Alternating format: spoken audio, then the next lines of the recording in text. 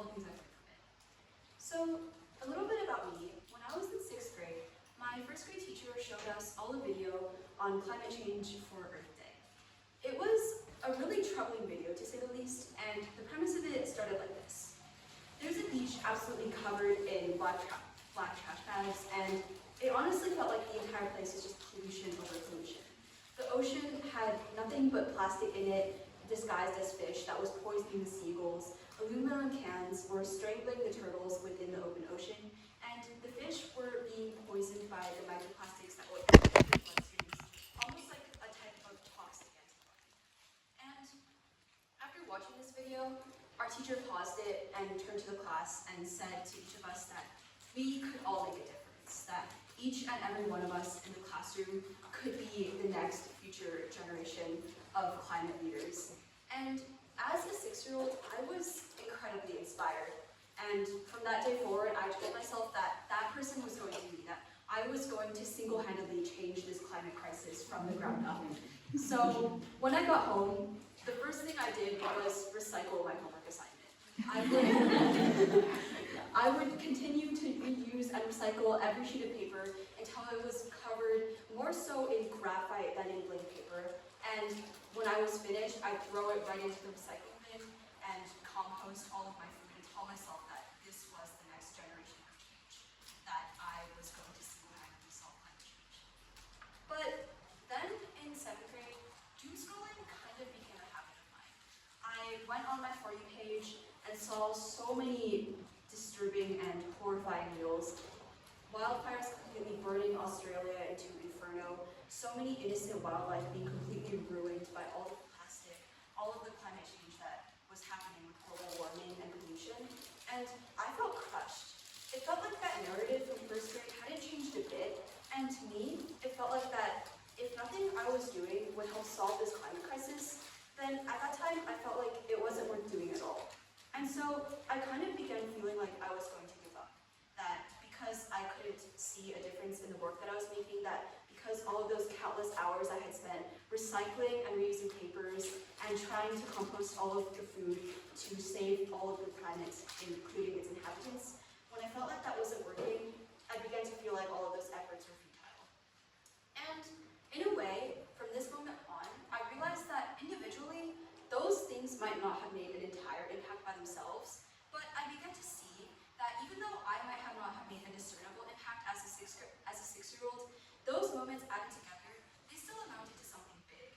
That one sheet of paper I had recycled that one day, what became of it? Was it a life saved? Was it an entire forest?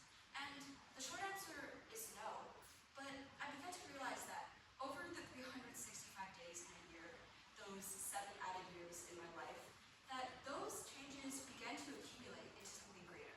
And it might not have been as big as a forest or as large as an entire herd or a colony of maybe sea turtles, but with everyone in the room maybe making that same effort, that same impact as me, one day it might actually be that big of an impact.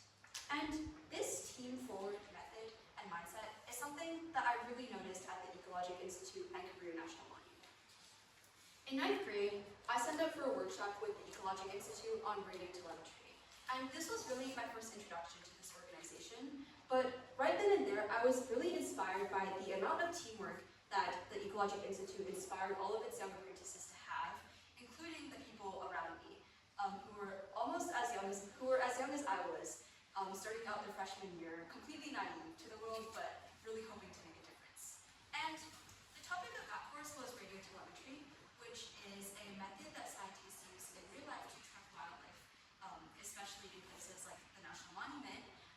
And it was something that I was incredibly inspired by, seeing all of these real-life scientists all working together with people my age to solve something as big as climate change, which was something that I had been incredibly devoted to since I was young. And this really inspired me to help join the effort to make a change.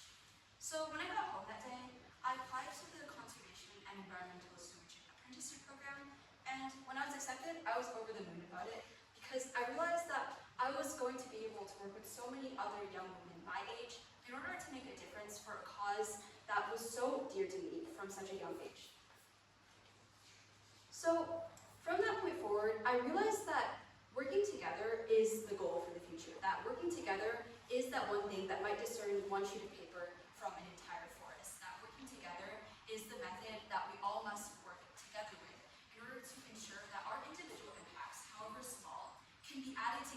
into something greater, such as maybe one sea turtle or an entire forest of trees that we have saved. And from there, the Ecologic Institute has provided me a lot of opportunities to continue to pursue this path. And I'd like to talk a bit about those. So, with the Ecologic Institute and as a CSAC apprentice, I was offered a research position at the Boss Institute, which is Korea National Monument's wet lab for analyzing genetic material, notably on Korea's work with Shaw's agave. And as a research intern for the Boss Institute, Korea really showed me that research is something that can really help bring this movement forward, that research can be almost the foundation of this entire change and effective climate change. And this really inspired me and also showed me a lot of the paths that I might look forward to in the future once I graduated high school. And with the Boss Institute, my fellow apprentice Vivian and I, we were able to analyze the gut biome DNA of a viperfish, which is a type of deep sea fish, almost like the ones that I had seen in that video in 6th grade. And we were able to dissect that sample in order to see the presence of gut bacteria inside those viperfish, and we were able to see the difference that it made in the climate. So this was incredibly inspiring to me as a young student, not only because I was able to learn so much more about the natural environment that I have always been interested in saving, but also because that research opportunity was kind of like the first stepping stone into realizing that climate change is so much more outside of just everyone recycling papers together. It also means that everyone can work together in many different ways, such as research, as well as those other conservation hats, in order to bring together that brighter future. And more recently, I had the opportunity to be a naturally speaking talk, to give a talk on a naturally speaking topic. And for this is basically a speech where a lot of us apprentices are able to work together in order to give a speech about what the apprenticeship means to us, and as well as what we can do about it in the future. And as a young apprentice myself, being able to spread the message that this apprenticeship has given me was incredibly valuable for me to learn and grow myself, because I was able to help other people come to that same realization that solving climate change isn't individual, it's a team effort. And that was really valuable to me in helping spread the message for more people to realize the importance of this as a conservation leader myself. And this altogether has really been incredibly important for me from a young age. When I was 6 years old, I had honestly thought the world was going to depend on that one sheet of paper, if I recycled it or not, if I reused that one plastic spoon from the store or not. And as I grew older, I realized that while this is true, it's also not entirely the case. That we all have to work together, we all have to see that one sheet of paper as something invaluable to the environment in order to properly bring this together in the future. And this really sparked a team player mindset in me, where I was able to reflect this furthermore with the Conservation and Environmental Stewardship Apprenticeship Program with the Ecologic Institute and Korea National Monument. And by bringing those together, I was able to realize a lot better on how just working as a team is able to help so many people become conservation leaders in the future. And this was just incredibly inspiring for me and really brought me out of that dead loop of just continuing to do those individual activities without seeing the big picture, that we really all have to work as a team in order to solve this issue. And most importantly, through this program, I realized that conservation and climate change isn't something to be fought, but something that we all must fight for as a team. Thank you.